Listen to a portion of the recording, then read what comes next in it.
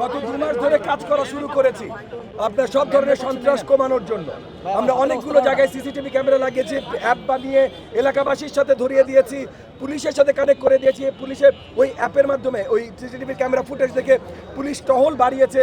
এবং গত 2 মাসে কিন্তু আপনারা খবর নেবেন থানাগুলোতে কিশোর গ্যাংয়ের অনেক আপনার মেম্বাররা ধরা পড়েছে আমাদের এই সহযোগিতার জন্য।